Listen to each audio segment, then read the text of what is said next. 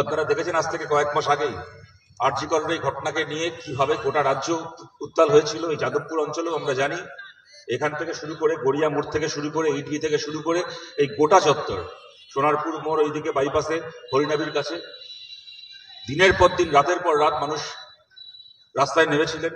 14ই August রাত দখলের আন্দোলনে আপনারা সবাই ছিলেন, আমাদের বিশ্বাস। দল মত নির্বিশেষে সমস্ত মানুষ 8 থেকে 80, যিনি কোনোদিন কল্পনা করেননি বাড়ি থেকে বেরোবেন, তিনি পর্যন্ত সারা রাত রাস্তায় দাঁড়িয়ে চিৎকার করেছিলেন, স্লোগান দিয়েছিলেন বিচারের জন্য, জাস্টিসের জন্য।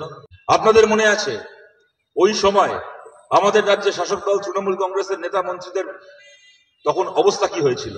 তাদের কথাবার্তা মুখ লুকিয়ে বেড়াতো, চোখ তুলে তাকাতে পারতো না, মাথা নিচু করে বেড়াতো। এমনকি পিসির ভাইপোকে 3 মাস খুঁজে পাওয়া যায়নি, আমেরিকা পালিয়ে গেছিল, মুখ দেখাতে পারতো না লোককে। তারা আজকে ফিরে এসছে।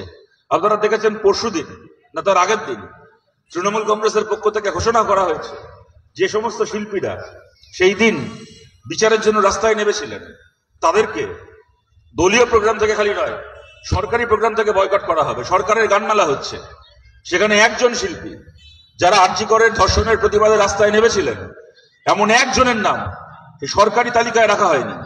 তৃণমূলের পার্টি অফিসের প্রোগ্রামে, তৃণমূলের দলীয় প্রোগ্রামে কাকে ডাকবে কাকে ডাকবে না আমাদের বলার কিছু নেই। তৃণমূলের দলীয় প্রোগ্রামে ওরা দাউদ ইব্রাহিম থেকে শুরু করে চাল সোমরাজ সবাইকে ডাকতে পারে, তাদেরকেই মানায় তৃণমূলের মঞ্চে।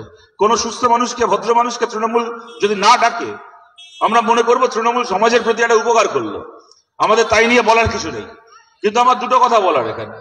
এক, সরকারি প্রোগ্রাম কার বাবার সম্পত্তি? ওইটা সরকারের প্রোগ্রাম যে হয়, সরকারের প্রোগ্রামে মঞ্চ পাতা থেকে শুরু করে ইলেকট্রিকের মাইক ভাড়া করা থেকে শুরু করে আলো বসানো, পাখা বসানো, এমনকি খাবারের যে প্যাকেট, ছোট জলের বোতল দেওয়া হয়, এবং অবশ্যই শিল্পীদেরকে যে টাকা দেওয়া হয় অনুষ্ঠান করার বাবদ, প্রতিটা টাকার মধ্যে যেরকম তৃণমূল সমর্থকদের ট্যাক্সের টাকা আছে, তেমন তৃণমূল বিরোধী যে মানুষ, যারা সিপিআইএম সমর্থক, যারা কংগ্রেস সমর্থক, যারা বিজেপির সমর্থক, যারা এসইউসিআই সমর্থক, যারা নকশালপন্থীদের সমর্থক, প্রত্যেকের ট্যাক্সের টাকা রয়েছে।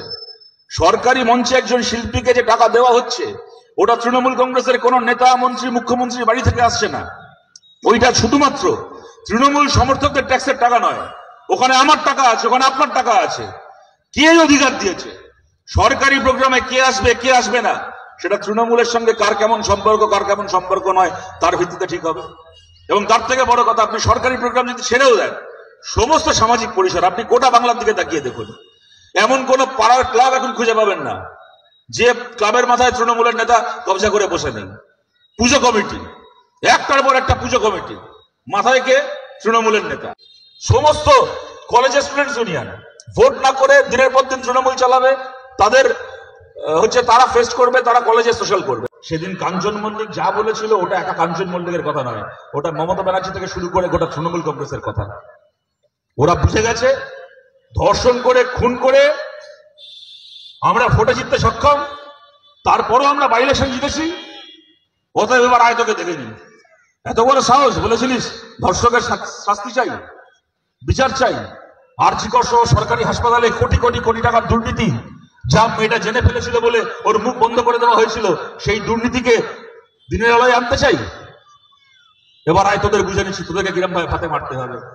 আপনাদের সবার কাছে আবেদন করছি, দূর থেকে যারা আমাদের কথা শুনছে, যেখানে খালি আমাদের বামপন্থী মানুষ তো বটেই, দেখুন আমরা কখনো এটা মনে করি না যে সিপিআইএম পৃথিবীর একমাত্র ভালো দল। আমাদের পার্টির বাইরেও বহু মানুষ আছেন যারা ভালো মানুষ। হয়তো কেউ কেউ দুটো প্রশ্নে আমাদের সাথে তাদের মত মেলে নিয়ে রাখে, হয়তো কেউ আমাদের বিরোধী, কেউ কোনো প্রশ্নে আমাদের সমর্থন করেন, কেউ কোনো প্রশ্নে আমাদের সমর্থন করেন না। কেউ তারাও প্রগতিশীল মানুষ, তারা শুভ চিন্তাশীল মানুষ, তারা মানুষের ভালো চান। আপনাদের সবার কাছে আমরা আবেদন করছি, আসুন আমরা সবাই মিলে ওদের এই চ্যালেঞ্জকে আমরা গ্রহণ করি।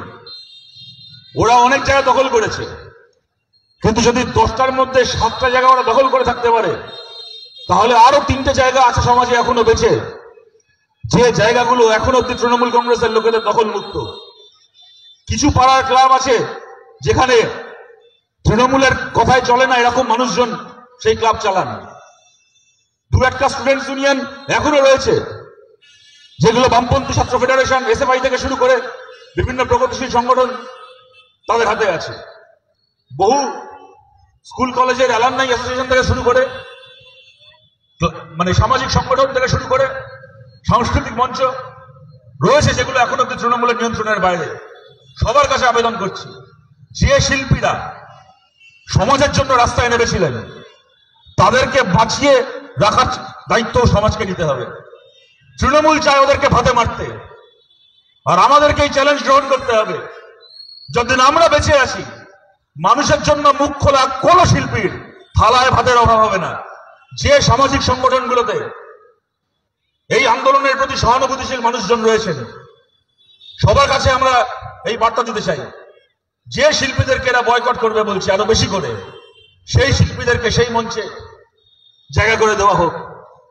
তারা খালি গুণী শিল্পী তাই জন্যই খালি নয়, একজন শিল্পীর শিল্প যেমন বেঁচে থাকতে হবে, তেমন মানুষের কথা বলার অধিকারকেও বাঁচিয়ে রাখতে হবে। নাহলে কালকে যদি আমার এরকম কোনো ঘটনা ঘটে, এটাই চায় তৃণমূল।